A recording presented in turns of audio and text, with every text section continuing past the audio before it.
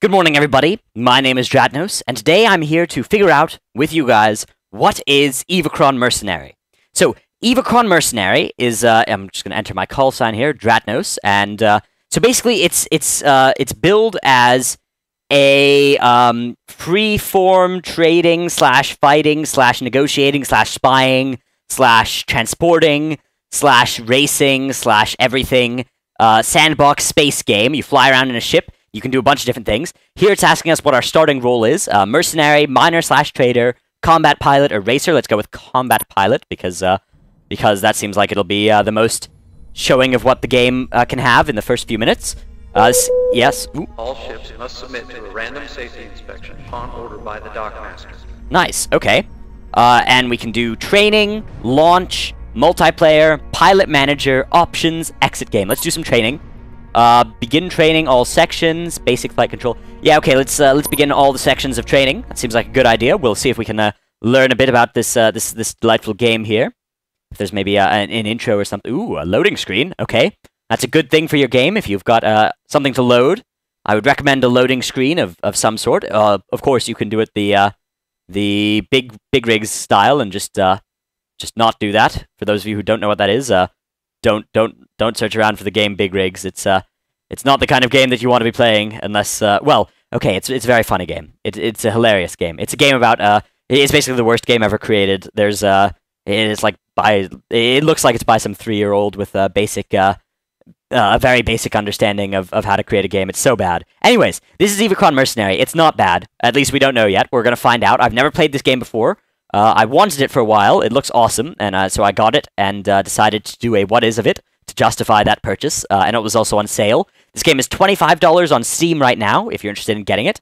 It is created by the developer called Star Wraith, and Metacritic has it as a 68 out of 100 critic score, 6.2 out of 10 user score, and it has the genre listed as futuristic combat sims, which is gonna be interesting. All right, here we are, building cockpit. Here we go, loading in. Maybe we're gonna be loading in. Initializing data, 98%. Ooh, boy, I'm excited. Maybe something. Entering universe. Oh, cool. That is something I like to do. Welcome to basic flight, systems, and weapon training. This series of training sessions will provide you with detailed instructions on how to control your spacecraft, manage ship systems, navigate, trade, and use weapons. You can skip any training stage by pressing Enter. You can also return to a previous training stage by pressing Alt-Enter. Ooh, that's good to know.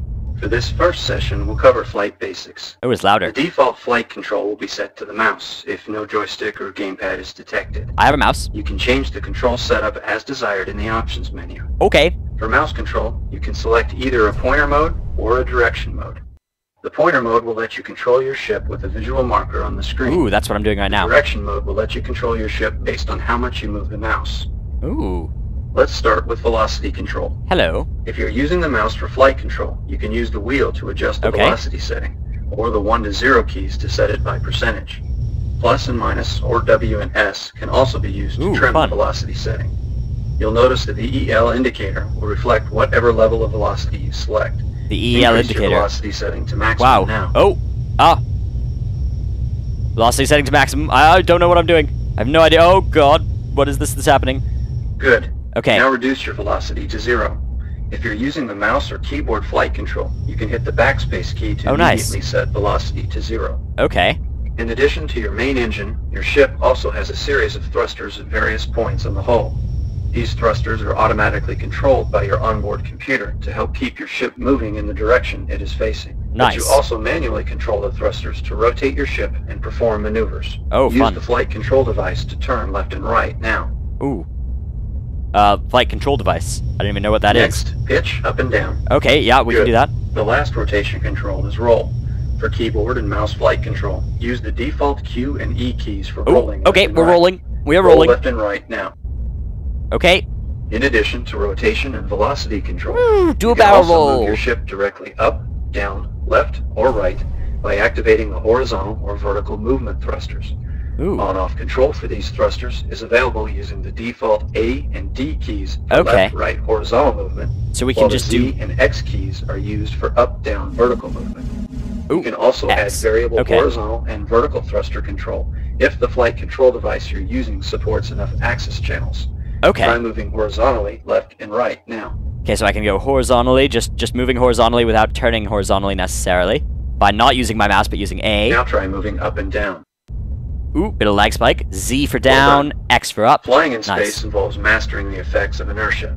The Inertial Dampening System, or IDS, will help keep flight control simple by constantly using your thrusters automatically to keep your ship moving in the direction it's facing. The more momentum your ship has in a particular direction, the longer it will take for the IDS to alter your ship's movement toward a new heading. When you want to bypass the system and allow your ship to continue moving in a certain direction, press the IDS on-off key, default spacebar. The inertial label will be visible on your ship's status display when the IDS is off. Practice by building up speed in the direction see at the bottom you're left. facing, then turn off the IDS and rotate around a bit to see how inertia will let you continue moving in the original direction. Okay.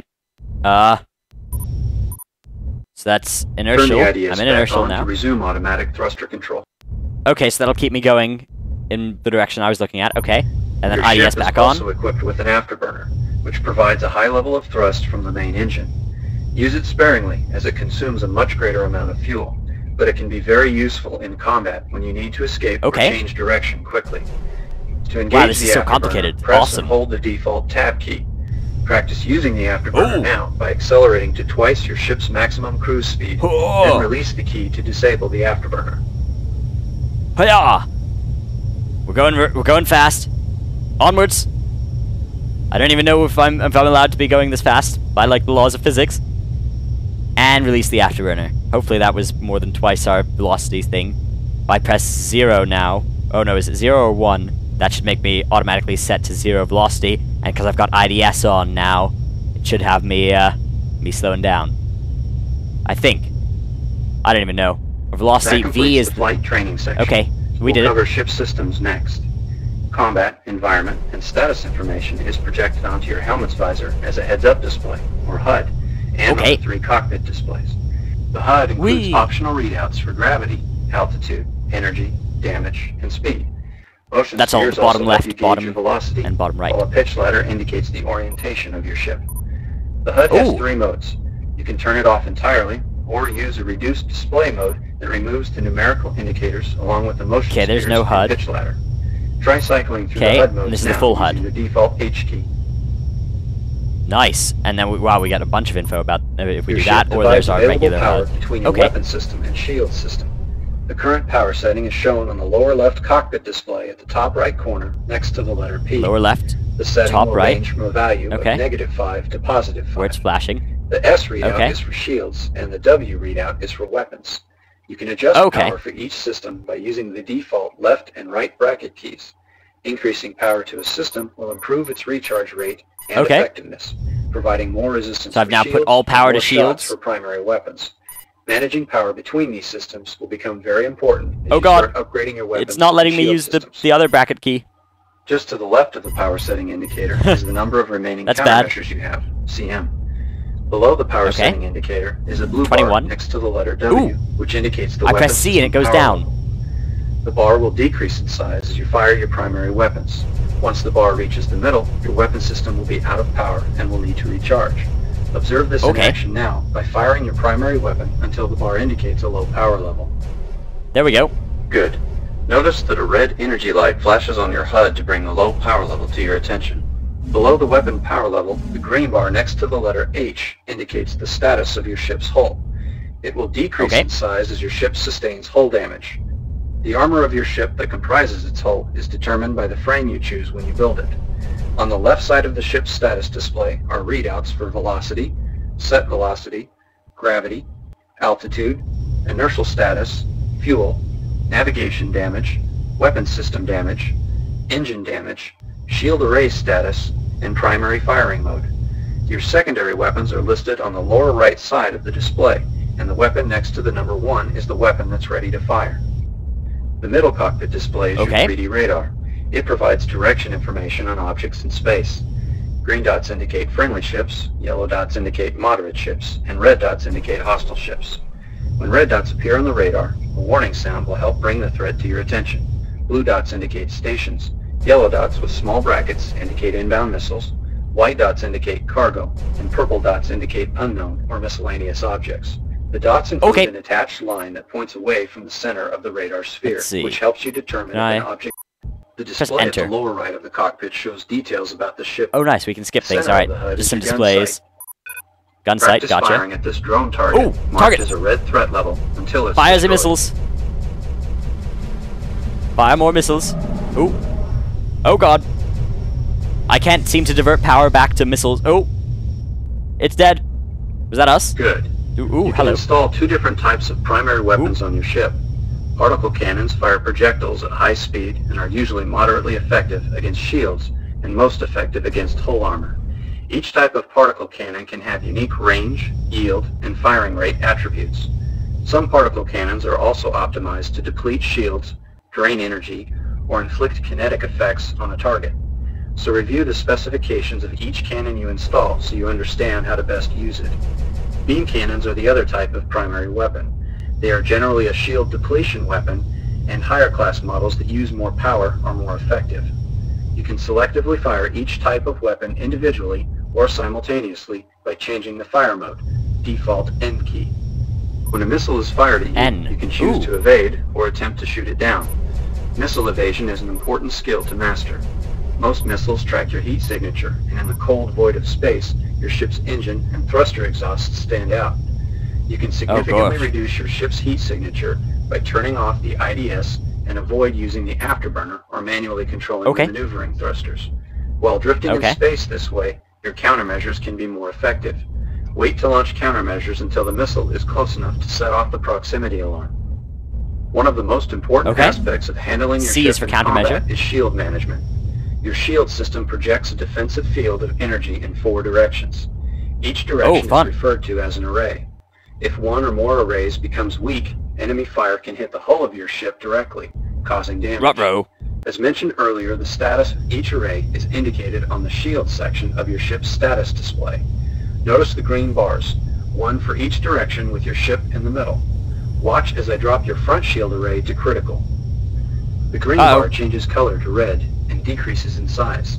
As it recharges, the color will change to yellow, then green again. Your goal is to avoid letting any array reach critical. To do that, you can transfer power from the other arrays. Let's practice that now. Fun.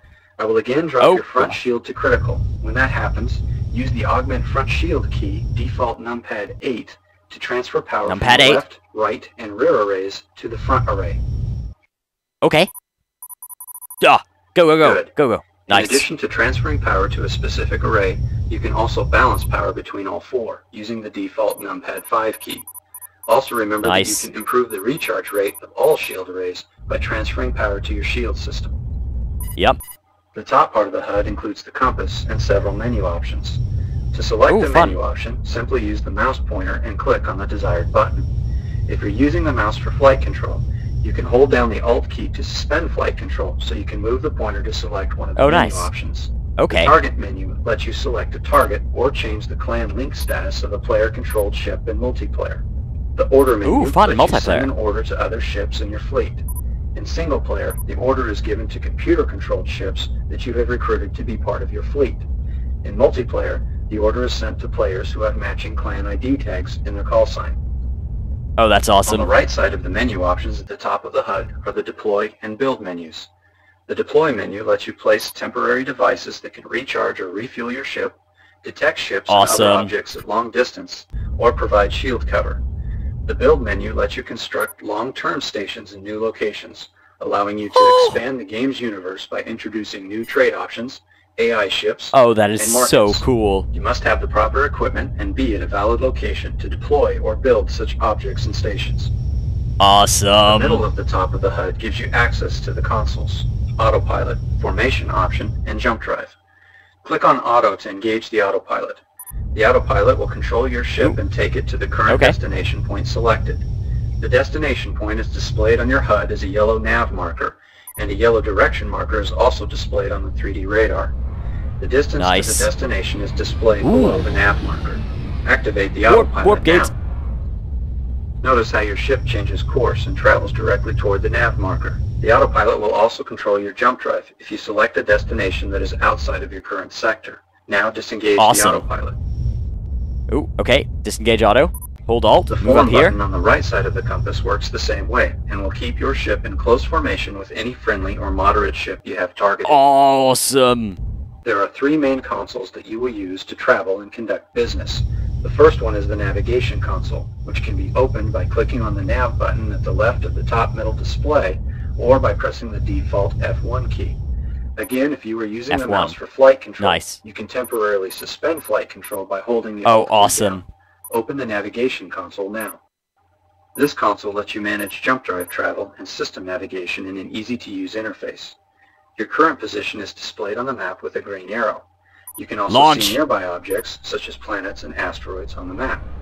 To select a new navigation point, you simply click on the location you want. The X and Z coordinates will automatically be set to the new location, and you can adjust the Y position, or height, by either using the rear view map mode, or by clicking on the Y position field and manually typing in a value. Oh, it's Practice true using the 3D. navigation console by clicking on a point located near X 40,000, Z 40,000. Wow. Okay. X 40,000, Z 40,000. X 40,000, Z 40,000. Ooh, Z we need to increase, and let's see. There's X at about 40,000 and Z now at about click on 40,000. the launch option or press the default F2 key to engage the fulcrum jump drive. If the console is closed, you can also click on the jump button at the top of the HUD. You can close the console rear at any view. time. Oh, look, it's true 3D. Oh, that's so cool. Okay, let's launch. Oops. Here we go. And I guess it just launches you automatically directly at your target. Selected. You can travel to another sector the same way. Simply click on Zoom Out to view a wider area of space. Then click on a point in the surrounding sector box to jump to. If you want to zoom in on a nearby sector, simply right-click on the sector you want. You can also use the mouse wheel to zoom in and out on the map from your current location. If your jump drive can reach a distant point you select in a different sector, you'll be able to quickly jump there. Upgrade your fulcrum drive to travel to sectors that are farther away. You can save important locations in your map log and enter a description for each log entry to help you remember the locations you save. Nice. Alright, hang on, I just need to figure out what power to weapons is not working for me. Let's see. Weapon, shield, and targeting controls? No. Page 2. Look at all these different buttons there are. I just need bracket, power to augment shields. No, okay. Because power to weapons was not working for me. I don't know what the problem was there. Let's see, do we have any power to weapons? I hear power to weapons. That's no huge deal. Where are you? Select thingy, power to weapons. I want power to weapons. Powery weapony. Jettison cargo? No, it's not that. Stealth generator. Ooh, wow, look at all these different things there are. No, okay. I guess I can't do that. Restore defaults, maybe it'll help me here. The navigation console also provides important information about the system you are in. Your current overall reputation is displayed on the right side, along with optional. Alright, whatever. In order to survive and succeed in the Evochron quadrant, you'll need to find a way to make a living. You can perform a variety of services under contract, or fly on your own terms and complete your own objectives. Wow.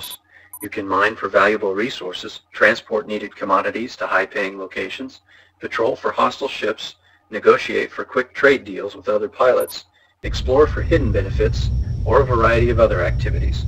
To manage your resources and items, you will use the inventory console, which is accessed by either the default F3 key or the INV button at the top middle section of the HUD.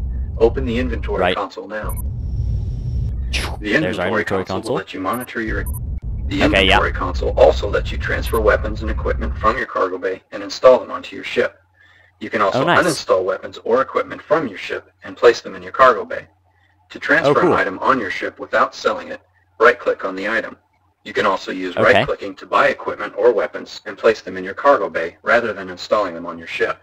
Right-clicking also lets you buy or sell one unit of a commodity at a time. You can also consolidate commodities in different cargo slots while you are docked by holding the Alt key, then left or right-clicking. Alt left-click will consolidate the maximum number. Inventory management gives you stuff. Access to sub-consoles, which are available on the left side with the buttons named Crew Management and News Console. The crew management console lets you hire specialists that can provide awesome. unique benefits and enhance the capabilities of your ship. You also use Look at all the crew these management stuff. console to dismiss Lots of crew stuff. members and All right. manage their pay. Then you can trade with Awesome. other ships directly if you have a good reputation with them. You won't like Okay. If the other to pilot know. wants to sell something to you, their offer will appear on the right side of the console screen under items being offered. The fair market Oh, hire value to for join the fleet. system Awesome. you are in will be displayed after the item description. If you add items Nice. you want to sell, the other pilot will usually indicate how much money they are willing to pay you for the exchange.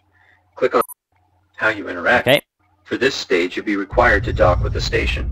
This is Okay, done by well, simply so flying to there's the a lot of docking stuff area here. near the Let's see top if we of the can, station.